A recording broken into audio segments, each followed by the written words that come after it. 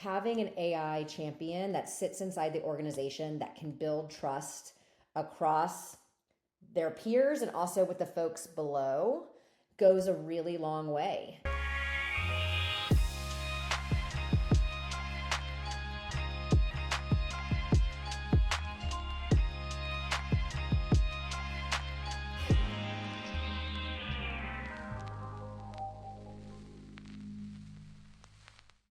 Welcome to Leadtail TV here, Kim and Marla. I'm very excited to be with you and talk with you about some really hot topics.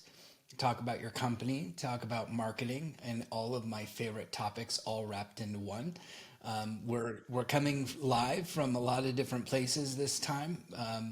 We've got, I think, Austin and where was it again, Marla? Sorry. Connecticut. Connecticut, that's right. And so we've got different weather systems coming at all of you who are listening in. But we're all here focused on a really bunch of neat topics. Anyway, welcome both of you. Thanks for having us, Bryan. And by the way, I think we need to also recognize that while two of us are podcast veterans, Marla, this is her first podcast, so you have to go easy on her and welcome her into like the podcast realm fold here. Marla, this is exciting. I get to be with you on your very first podcast. I'm You excited. do. I'm so excited to be here. This is such a treat. Okay, so then all the questions start with you. No, I'm kidding. Um, no, we'll take it easy on you. All right, so I'm going to just jump right in. One of the things that I know and is that there's a hot topic going around in marketing these days. We're talking about AI, and it seems like, or it may seem like, this technology burst onto the scene just like, I don't know, automation and SEO and SEM and heck, let's go as far back as generation. Back when people actually mailed things to people. But now we've got AI. Tell us, and Kim, I'll start with you. Tell us about how AI has been a part of your strategy in the past and how its new ubiquity has impacted your planning for 24 and beyond.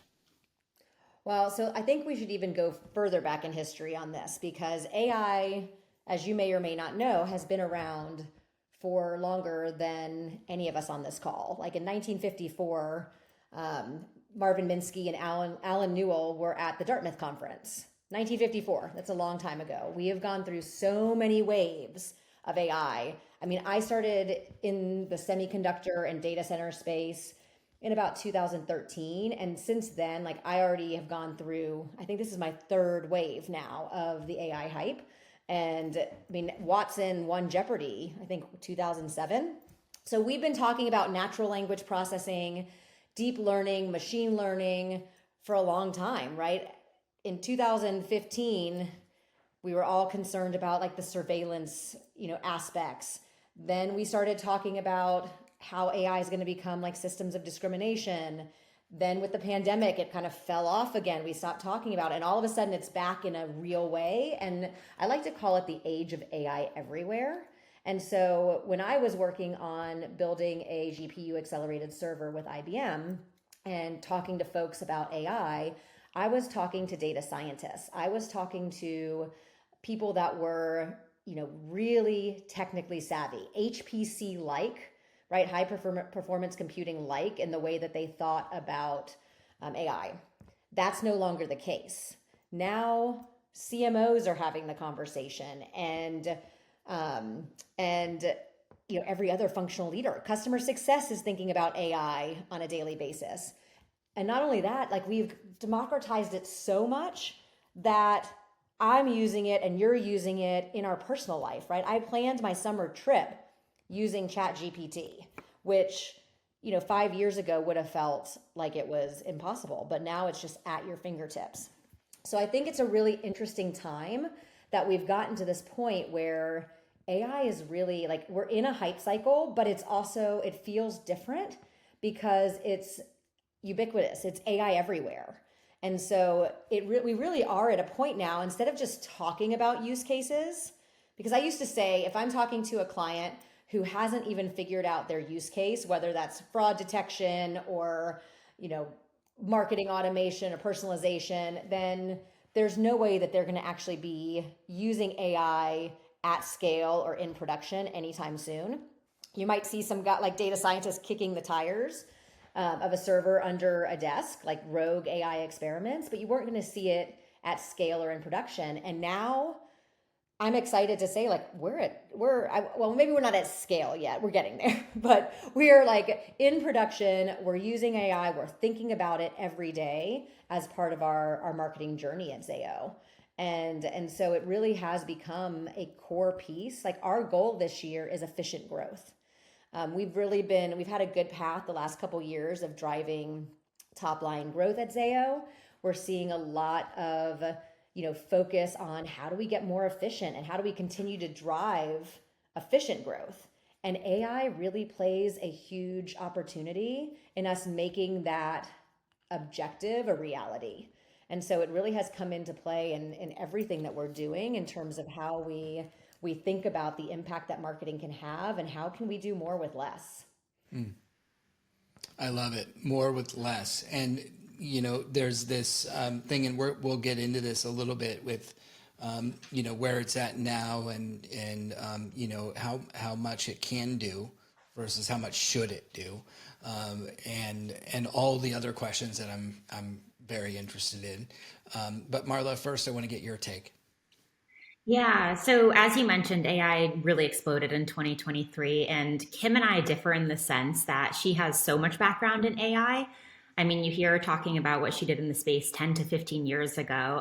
But for most of us, it just wasn't something that was readily at our fingertips, right? So for me, when ChatGPT exploded in 2023, I didn't let myself have this period of uncertainty or distrust with it. I just really jumped right in.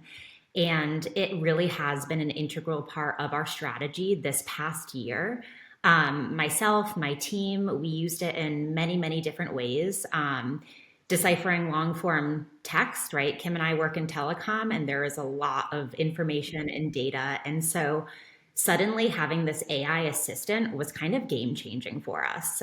It spit out takeaways in seconds, whereas in the past, that would have taken us hours to get through. So we used it for social media, we used it for editing, just clearing writer's block. And so 2023 was a really big year. We really used it. It was a huge part of our strategy, but looking into 2024 and beyond, I'm just excited, like Kim mentioned, to scale and be more effective and be more productive. And one thing I'm really looking forward to is we are implementing an AI for content specific tool. This is going to kind of be leagues above ChatGPT. One feature is called a knowledge base, and I'm so excited to implement this because we can upload information, that I have in my head. I've worked for Zayo for 5 years, and I've learned so much about the industry, about our company, and ChatGPT doesn't have that knowledge, right, that we have. So uploading all of this, our company overviews, our exec overviews, our brand voice and tone, you name it, the tool then has that knowledge. And I think that's really, really special. And that's going to be a huge part of our strategy for this year, because suddenly we're not going to just be creating more content, but we're also creating better content. And it will require less time, less human optimization, and we're going to run a bigger, better, do more with less content engine. So really excited for that this year. Wow. Oh my God. So it's, you're keeping kind of record without having to be redundant as you move forward. How give me an example of how that might play out. Like when you talk about content, or in another way, like how can that be beneficially used in the future, given it knows now the context of what you just said? Well, I think one big thing, I mentioned this, is human optimization, right? So if AI is giving you an end result, you need to get in there and you need to make sure that it's accurate, that it's speaking about your products correctly, in the right tone, in the right brand voice. Once it has that knowledge, it cuts that down. And so now you're spending less time optimizing all of these AI generated content pieces. and more time being strategic, creative, working on the next content piece, personalizing it for different audiences. So I think there's just a huge impact in productivity there. Wow. And that's probably just the tip of the iceberg because it has so much information built in. Yeah, there's a lot of different ways that you can use that. I know, Kim, you talked about before doing more with less, and that this kind of parlays into that, I think, a little bit. Oh, yeah. But how have you found generative AI helpful in fulfilling that mandate, or do you see this like where do you see it heading in that area? So, I think it's really important. And one of the things that Marla and I, and really the reason that we are even together on this podcast is because we have to break down the misunderstanding that AI is going to take your job away in marketing. And so I brought Marla in and had her kind of voluntold, right? Helped her raise her hand to be our AI champion. Because I think what's really important is that when that mandate is coming down from the top, it makes people nervous. And when it's coming from the top and the middle leadership, it calms some fears that people have around this is a supercharger, this is a superpower. So yes, we can do more with less, but it's not because AI is going to help get us to less, if that makes sense.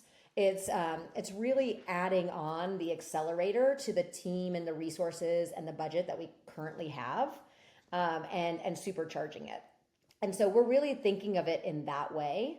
And we had to remove that roadblock and change that mentality that you should be scared to leverage AI because it's going to take your job. Instead, like the message that I want people to understand, and Marla helps do this just by being in this role, is that AI is going to actually help you get your next job, right? Because the people that understand and know how to use AI will be fundamentally critical to a business and leadership roles going forward.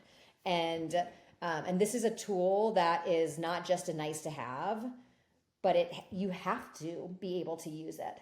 And if you're not willing as a leader to open your mind and take on that challenge and try something new and learn to think differently about technology, you're going to be left behind. Not because AI is going to replace your job, but because if you're not using AI and you don't feel comfortable and you can't, accelerate your work with it, like you're going to get left behind.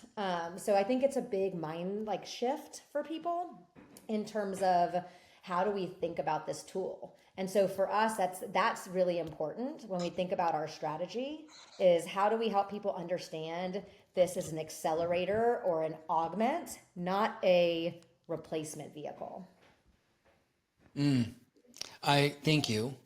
I love that so much. And you really have people just really concerned right now because they're thinking, well, where do I put the emphasis in my career so that 5-10 years from now I'm relevant? We've always thought that, but now it's a totally different realization that maybe if I don't do it, then I'm going to get left behind in a much greater way. I'm curious, and Marla, I'm curious to start with you on this one, which is, what do you think those skill sets might be around the AI part, maybe with this tool or with other tools or other ways? Like, what is that knowledge base that you think, at least for right now, that we can tell? Because who knows? We didn't even have open AI, wasn't it? We had Watson, but people didn't have access to Watson. So now all of a sudden we have access to open AI, and we're wondering, what could we do to upgrade our skill set within at least this area? Yeah, well, first of all, let me go back and say that even if Kim didn't tell me to do this, I would have, raised my hand because the stuff is so cool. And like Kim mentioned, this is the future. And I truly do think that AI won't replace humans, but people that understand AI will replace those that don't. So just wanted to mention that. But I think from a skill set perspective, I I think problem solving and learning quickly and pivoting quickly is going to be critical. I think we've all seen with Chat GPT, you give it a prompt and it spits out something completely, terrible, and it's not even a good starting It point. lies to you It sometimes. lies. Yeah, it wrote me a really interesting bio one time that was like, I don't know, said I was CMO of some other company. But yeah, so there's a lot of information bias and hallucinations. But I do think, problem solving and looking for that stuff and continuing to grow and understand and learn and just trial and error, like you need to have patience. Like this is not something that is completely running perfectly, and it takes time, and it's a lot of trial and error. So I think patience, I think problem solving, I think attention to detail, I think those are all skills that will be really, really important as we're rolling out AI. And then also just like researching, right? We've looked at so many different tools, we've tried so many different tools, and thinking about how they can fit in with your initiatives, right? I'm really focused on content, but there are so many AI specific tools that can help with data and analytics, A/B testing, website, chatbot, things like that. And so I think just really making making sure you have the bigger picture in that skill and not being like too honed in on one specific aspect, I think is probably a really strong skill that people should look for.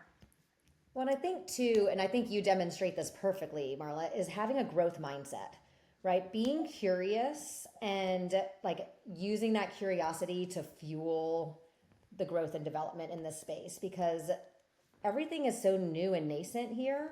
And yes, it's AI everywhere, but it's kind of like also AI unleashed everywhere, right? It's not like we don't exactly know what works and what doesn't. I mean, shoot, OpenAI didn't even publish a guide to prompting until a year after they launched the tool. So I think like continuing, just like Marla said, right, being willing to get in there and trial and error and pilot. But I think also getting good at prompting is going to distinguish like the people who can accelerate versus the people that are just dabbling or kicking those tires because the ability to prompt well is the difference between getting at least baseline close to where you want to go, whether that's a knowledge and information or it's a content generation. But if you prompt poorly, like that's not, the AI's fault. That's the user's fault. So getting really good at prompting and spending time using OpenAI's guide, also, following people on LinkedIn and in other places like Twitter, I guess. Is Twitter still a thing anymore? I don't know. But following people that are spending their time in this space can help you uncover. I think I sent Marla a couple weeks ago this like LinkedIn post that I saw on a prompt of how to write a TED Talk. And this prompt was, 50 lines of prompting, so specific, and like the output was phenomenal. And I never would have thought to like change my mindset around prompting in that way. And I took away, three things in terms of how I prompt that has already changed fundamentally the output. So that growth mindset plus like getting good at prompts, I think is really what's going to distinguish the people that can, leverage AI to accelerate their career versus the ones that will be left behind. Well, and I think him on that, just like staying curious, right? And using it Yeah. not just for your everyday job, but getting out there and using it and just getting better. I have to admit, I used Chat GPT a little bit while I was prepping for this, right? You guys know it's my first podcast.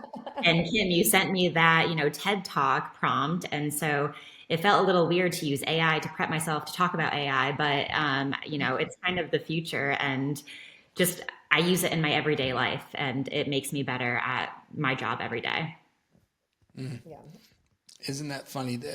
It's nice because you really do have 24/7 support, which humans can't possibly fulfill.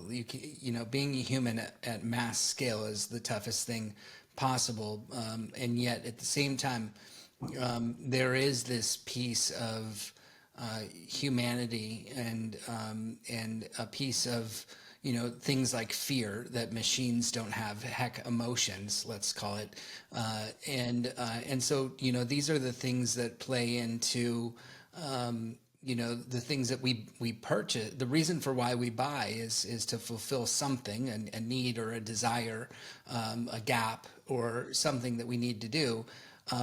But to get to these places, we have to build trust with our team. Another emotion. I think trust is an emotion. At least that's how I have described it. How do you both believe that you can build trust with your team as you start to implement AI technology? Well, like I was saying, I mean, having Marla in this champion role has been a huge trust booster across our team.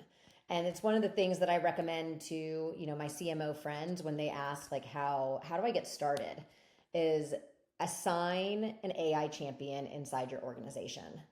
Otherwise, it's just too top down. It's too much of a mandate. It feels like truly an efficiency play, which yes, that's the goal, right? But it's an accelerator more than just a efficiency play. And I think by having an AI champion that sits inside the organization that can build trust across their peers and also with the folks below goes a really long way, and letting them feel part of that process. I think that, Marla, you should talk about that, because I think it's super interesting of how you brought your team in, who you had some naysayers on your team, some fear mongering, but you really did a great job of bringing them in to the process and letting them be part of tool selection and learning and growing with you, instead of you dictating what that looks like. Yeah, I did. I had, somebody on my team talk to me specifically about how she thought maybe her role wouldn't be a role in a few years because of all of the content created by generative AI. And so one thing that I did to build trust, and Kim mentioned this, is I never worked alone in researching, trying out tools. I never told the team what we were doing. I brought them all in to test, communicate what they think, and just be really part of the process. So at the end of the day, any decision to onboard an AI tool was a collective team effort versus a mandate from myself or Kim. And I just think it's really important. And there's a sense of building trust and confidence through participation, and not just being on the outside and being told what to do. So together, we took a few months and we worked together to create a shared vision of how we can adopt AI to align with our team's vision and to really make everybody better at what they do by kind of freeing them up a little bit. And it created a world of difference. And we're really close to getting our AI content platform kind of pushed over through legal. And so we can actually start using it. And every day the team is like, are we there? Are we ready? And there's so much excitement. And it's because they were all part of the process. Oh wow! It's you both have adopted a model that I haven't heard about before in this area. There's so much hesitancy and in pulling back from giving this.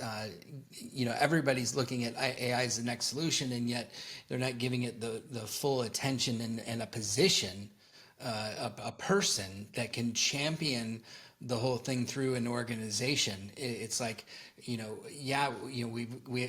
put a content marketing person in place, or we put a demand gen person in place, and now this is the next evolution of what things are going to be looking like, because you can't do any of those other things eventually. I think within, I don't know how long, without this. It's such a pivotal position, and it didn't dawn on me until you both just spoke that. So right on. How exciting, and how cool that it's going to be coming up. I know, Kim, you've written extensively about the importance of keeping human connections and relationships central in marketing strategy, which is a piece of my heart since I wrote a book called Human to Human, and I know that it's one of the things that I hope, and I'm a big believer in, that stays around for a long, long time. How do you think that AI is enhancing that human connectedness? So right now, I think it's still finding its way, to be honest, right? Because at the end of the day, the human connection starts with putting the customer at the center of marketing.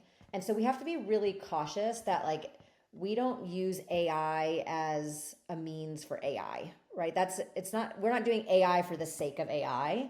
We're doing AI so that we can be better marketers. And that means that the customer is front and center. So we still need to be data driven, right? I'm a data junkie, let's be honest, right? And that, data gives us the insights that are necessary, but that can't be the only thing that matters. We have to be like B2B, as much as we believe that it's an unemotional buying cycle, it's super emotional. Your job is on the line. You've got $1 million, purchase that you're about to make. Like you can get fired for that. You can get promoted for that. And so there's a lot more emotion in B2B than I think we give B2B credit for.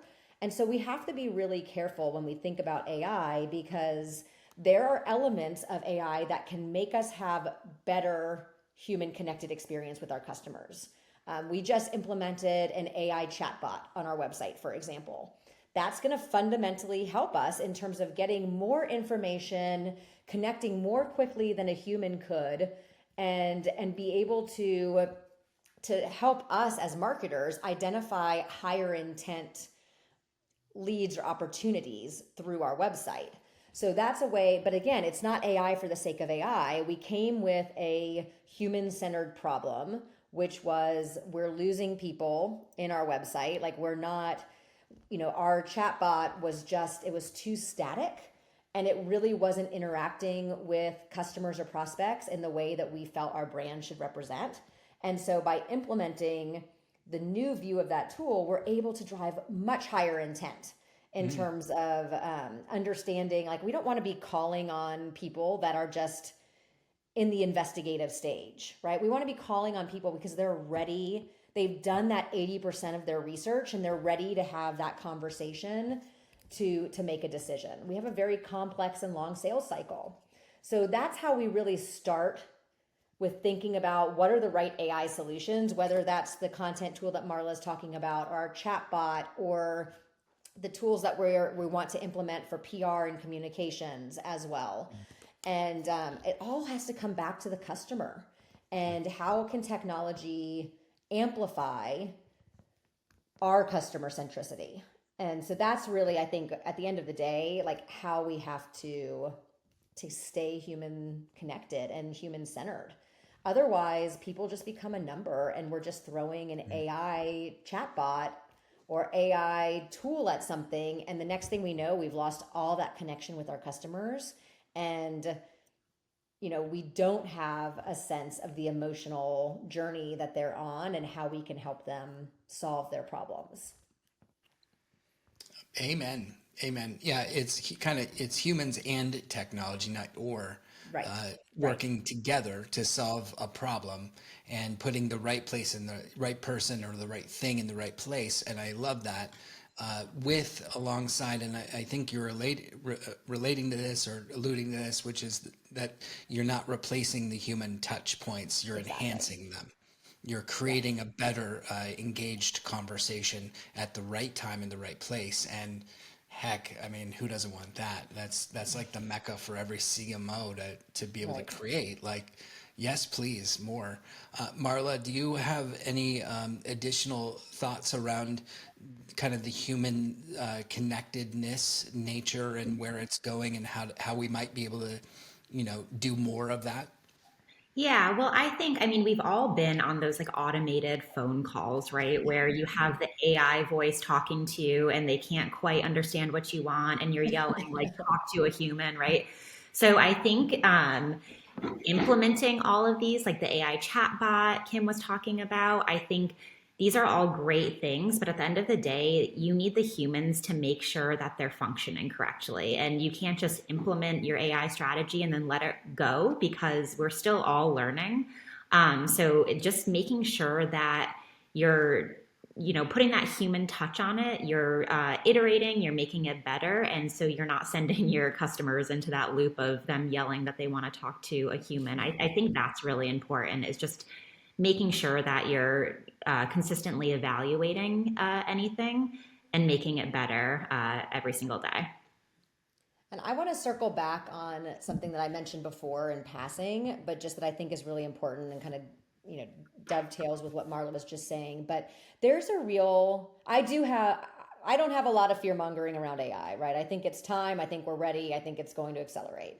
But I do have a little bit of fear still around who is building the models, who is responsible for cleaning the data, who is like, how, like, are these going to become systems of discrimination? Where does that bias live? And, you know, we can do a lot on our side to make sure that we're implementing it in the right ways for our organization. But there's a lot of trust that we have to have in these companies that are developing. Because again, like, we are now at the stage where, like, I don't have to be developing the large language model in order to implement AI. I'm now trusting OpenAI, Google, Bing, who, you know, you name it, right? And I have to trust that these companies have diversity in the staff that's building these models. I have to have, you know, trust that they're doing the right things to make sure that that data is legitimate and not biased. I can do things that are in my control, but now there's like this inherent trust that I have to have, that before, you know, in 2013 and 14 and 15, when I was talking about, you know, building an on-prem AI capability, I was talking about companies about making sure that they didn't build a large language model with discrimination and bias. But now I have to trust these big companies. And I don't know if I do yet. There's a lot of like white males that I see in this industry. And I do have a little bit of fear that, you know, we're going to have some bias built in. So I'm hoping that we can continue, as AI everywhere continues to proliferate, and people like Marla, myself, and others who are championing this inside their organizations can put pressure on the people who are building the models to ensure that they don't become systems of discrimination at the end of the day. Anything that you want to leave everybody with? I'll just kind of leave that to you both.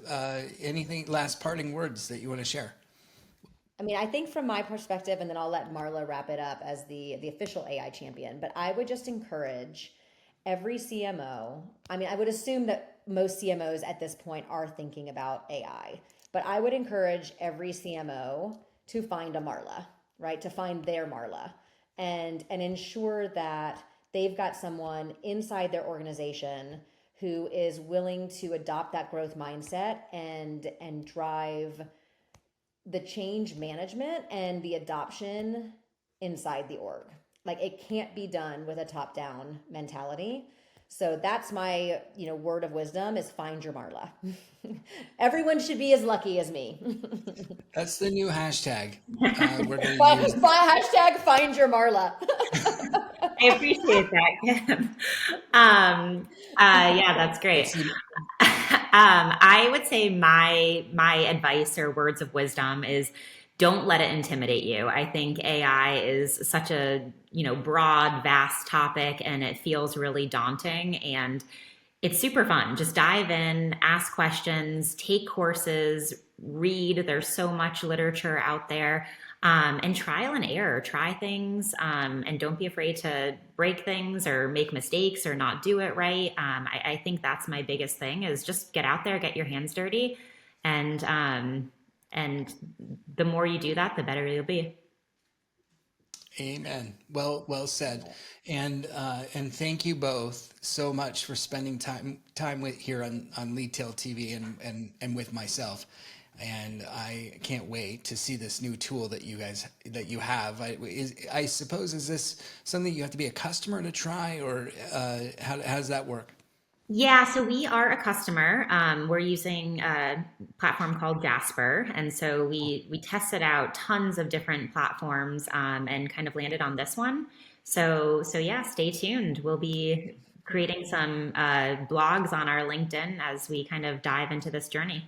Cool. Well, I can't wait. I'm looking forward to more, and I appreciate you both being here. Thank you so much.